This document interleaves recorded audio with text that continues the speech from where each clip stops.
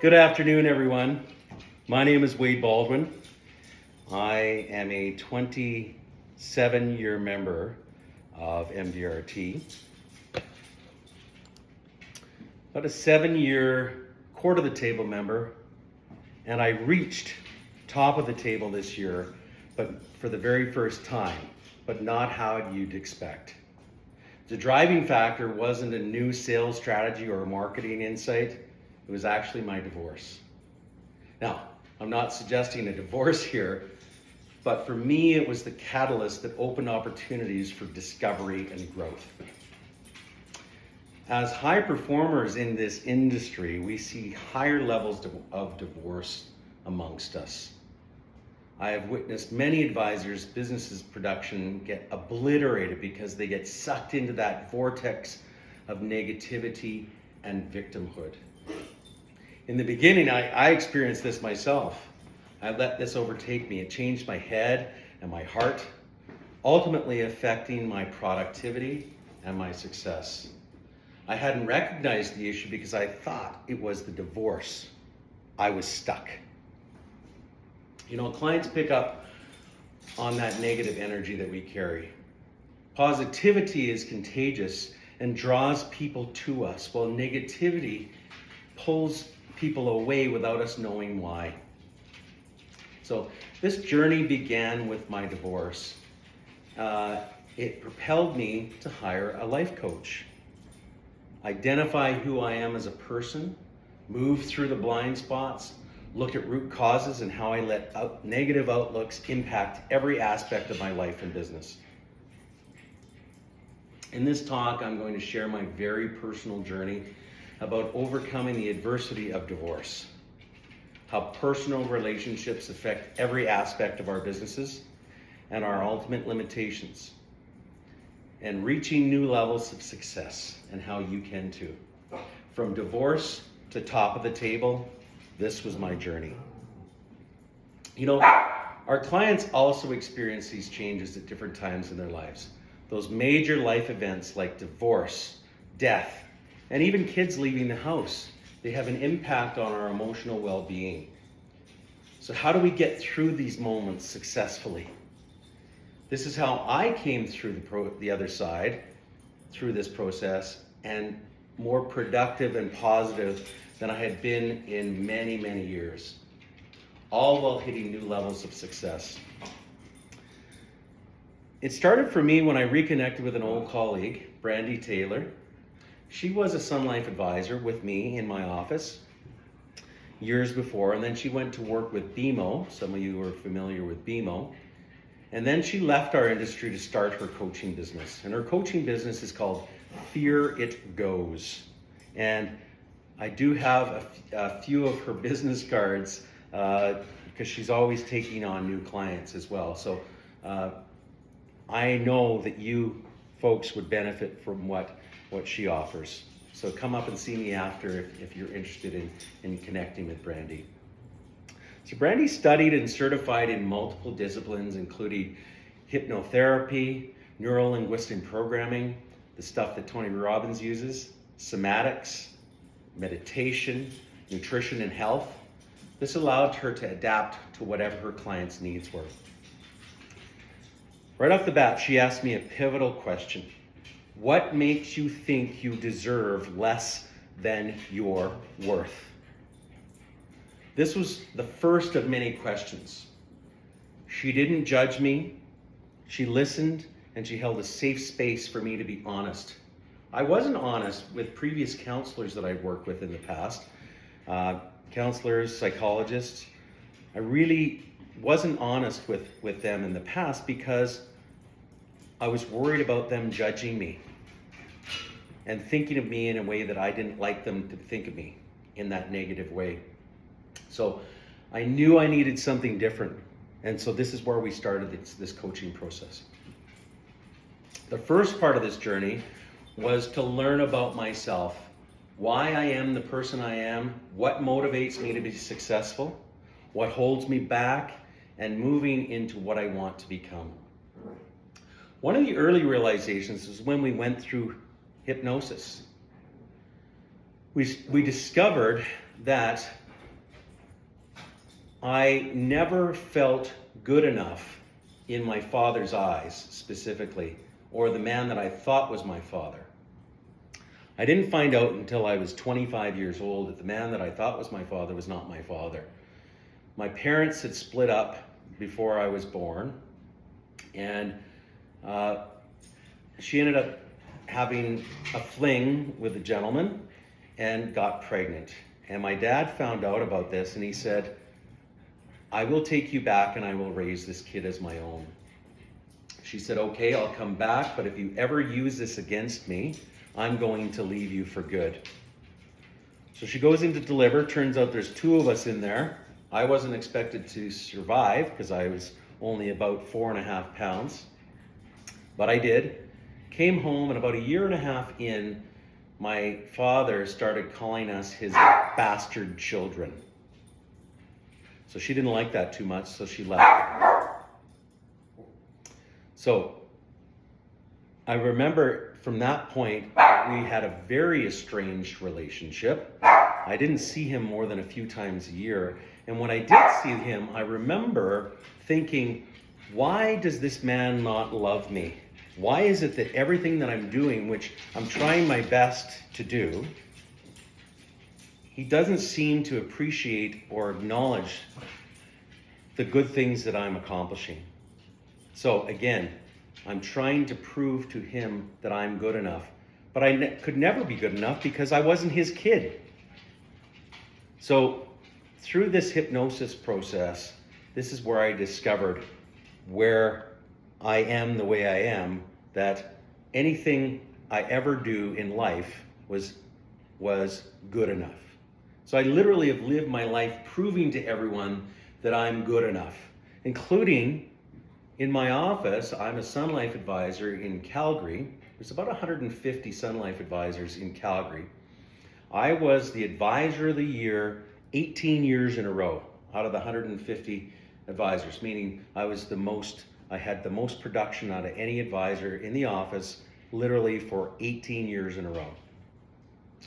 So the issue wasn't the desire to achieve, because I'll always want to achieve, that's me. But the issue actually was coming from an empty place that couldn't be filled. Because no matter how many achievements, awards, accolades that I received, they were never good enough. I was missing that part of me. So coming from empty meant that I had to fill those gaps inside myself so I can feel meaning and fulfillment in those achievements. One of the first exercises, which had a huge impact and was one of my big epiphanies, was the exercise, what I like or loved about myself. So I could actually reconnect with myself. So while this exercise may sound really simple, it was actually really hard for me to come up with things because I didn't really like myself at the time. And so not only did I come up with that list, the second part of this was to take this to my family and close friends, my kids, my close friends, and ask them to write down a list of all the things that they like and love about me. And what I got back from my kids and close friends was a huge list of all these positive attributes. This is actually how they truly saw me, or how I truly am to everybody else in my life. So never feeling good enough and needing to prove myself to the world made it hard for me to believe these things about myself. So I'm actually going to give this to you right now. It's a simple yet meaningful exercise. I want you to pull out a pad of paper or on your phone or an iPad and just type out or write out as many characteristics, traits, actions, and thoughts that you like and love about yourself. I'm going to give you 30 seconds to a minute to do that. Okay? Could be, I'm kind, I'm generous, things like that.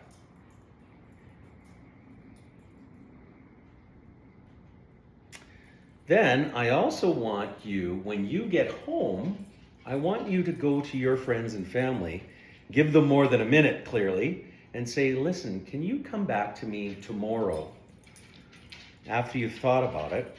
And can you write down all the things that you like or love about me? And you'll be surprised because you're going to get a huge list from your friends and your family. So, while this is a brief exercise, it gives a lot more than you think. So after compiling that list, Brandy asked me, she says, do you think your ex-wife thinks or sees these things in you? And I had to think about it. And I thought, you know what? No, she doesn't. Because she only saw me through a negative mindset, which enforced my old story of not feeling good about myself, not seeing my own self-worth. Brandy's questions were hard but caring.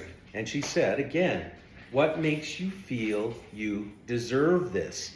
If she doesn't see you the way that everybody else sees you and the way that you truly are, is it really her that you're holding onto?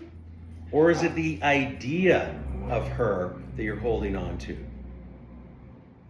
And she says, well, what makes you want to be with somebody who doesn't see or appreciate who you truly are? And I was pining for her. Honestly, I really was, I guess, in love with the idea of her, not necessarily with her. So it was that, in that realization, it wasn't just about being with a right or wrong person.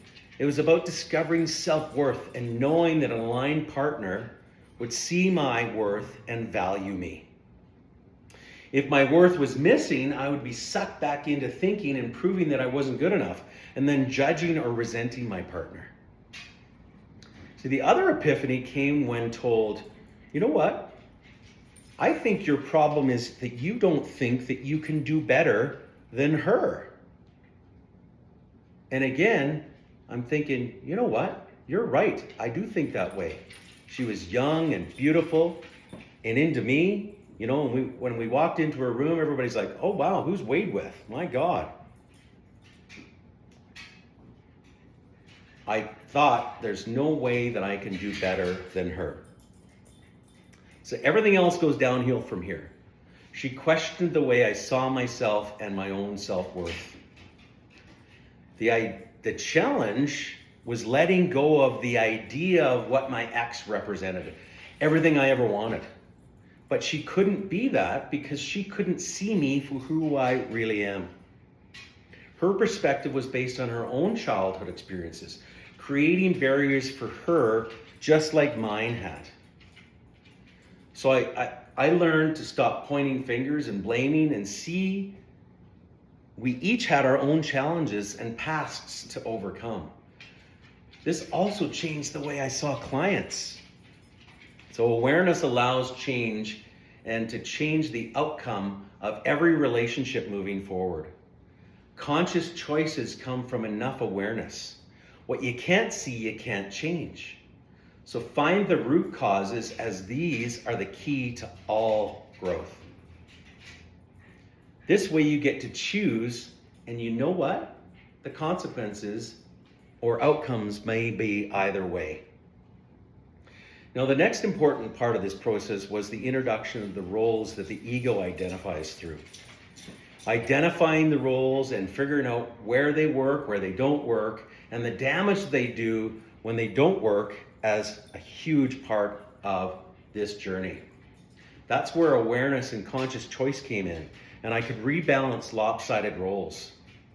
Well, it can be really common, and I did this, identify with the victim role when your relationship ends, like, how could she ever do this to me, and all those things. It's so important to move through it because you're never going to trust and be happy again when you're stuck feeling that you've been screwed over. So working with my coach, I identified victim.